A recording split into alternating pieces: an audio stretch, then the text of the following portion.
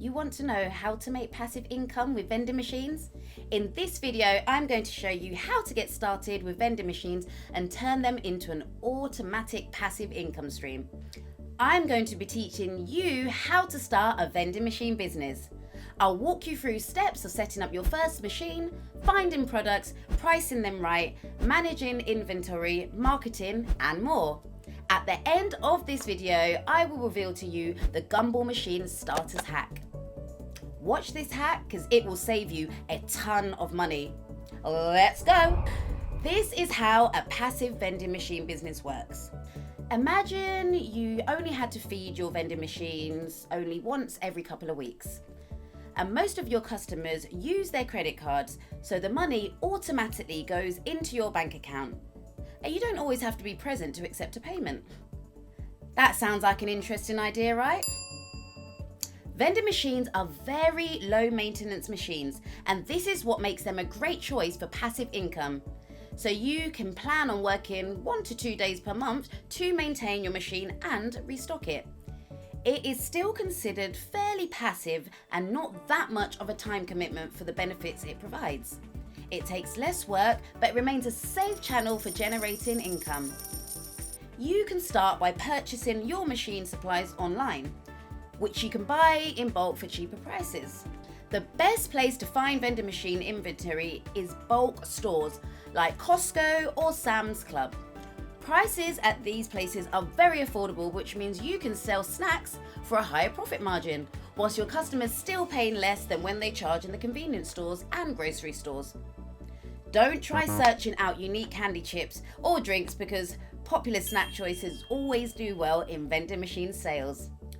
For example, candy like Snickers, M&Ms, and Reese's prices will sell better than random candy that you brought on a whim. That goes the same for drinks and chips. After you decide what to sell, think about the features and capabilities that are good for your vending machine.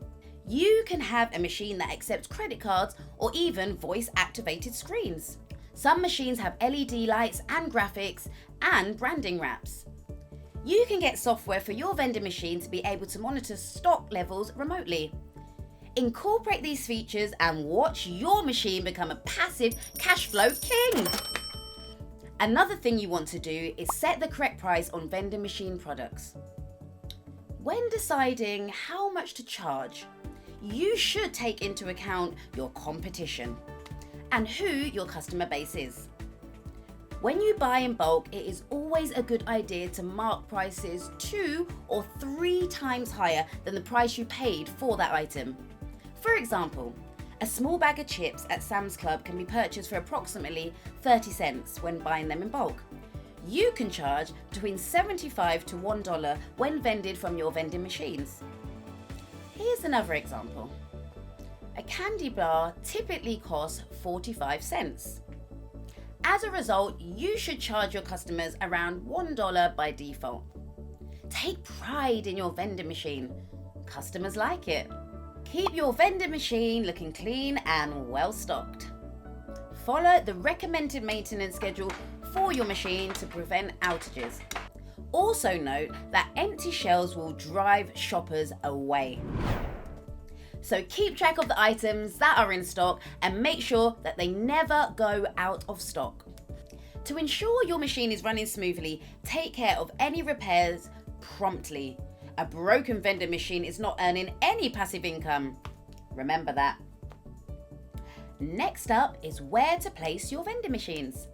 It goes without saying to make sure they're on a property with permission from the owner. Vending machines are usually allowed as long as there aren't any restrictions placed on them and the items that they sell.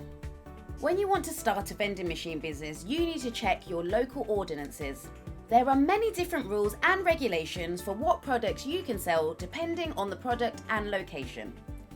If you sell soda, snacks, gumballs or candy or any other type of food, then it might be easier because those are all regulated together. But if you want to sell cigarettes or toys, then it may be harder because those products have lots of different rules and regulations vary by the state. You should also make sure that your vending machines are located in places where they will not cause problems for anyone else. For example, the vending laws in Arizona have become stricter, and this is because the federal government wants to reduce the number of cases of obesity for children. They prohibit selling FMNV or foods with little nutritional value. They also limit the access to vending during mealtimes. Furthermore, they restrict the use of vending machines to those that only offer 100% fruit juice and water. Be sure that you check with the rules and regulations of your local state before you buy any vending machines or stock. How do you get business owners to allow your vending machines on their premises? If it's a business where people have to wait around, tell the business owner that customers are more patient in waiting for a service when food and drinks are available. Also, a quick tip. Having a vending machine on hand is an excellent hack to get owners to say yes on the spot. The owner may be more willing to say yes when they see that you are committed and ready to place the machine on the same day. Boom! First vending machine sorted. They can visualize it as if they were already there when they see it in person. Make sure you have all the paperwork ready for the owner to sign. Really though, you want your vending machines in high traffic areas. Footfall is key. The more eyes on your vending machine, the better, especially if there are no other food options nearby. Next, you must think about business registration. Forming an LLC for a vending machine business will require some paperwork to be filed out with the state. Now you're ready to get started. But before starting, you should know it may take some patience, especially when first trying out different locations. There are different types of machines that you can get, and they all have different prices. For example, a snack vending machine. These machines mainly sell food and drinks. They can have credit card readers, which make it easy for people to buy items. The machine costs about $3,000 on the low end and can go up to $8,000 or more depending on their features. Next, we have the coffee machines. Coffee vending machines are pretty expensive. They need access to water and need to be cleaned regularly. Coffee machines tend to need more maintenance than other machines that just sell snacks and soft drinks. A new machine costs up to $6,000, and you will also have to pay for the water and electricity it needs to run every month. After you've decided what kind of machine you want, you will need inventory too. Initial stock usually costs around $300 for a snack and a drink machine. Keep a dolly and a vehicle at the ready to cart around all your machines. Ideally, you should budget between $3,000 and $10,000 for startup costs. The costliest element of this expenditure is the machines. So, it is recommended that you cut costs by buying used equipment that is way cheaper instead of new vending machines. However, each machine can make between $100 to $300 per month depending on the location and size. With an average of $200 per machine, you would need to buy 50 machines to make a passive income equivalent of $3,000 per month. This leads us to the Gumball Machine Starters hack that I promised earlier in this video. Gumball machines are way cheaper and around $80 to $400 depending on what model of machine you choose. These more affordable options are great because they allow business owners like yourself to start slow without investing too much money into the equipment right away. A lot of these machines are pretty small, and this makes them ideal for retail spaces where space is limited. They also have a more modern look and feel to them, making them appealing to most customers.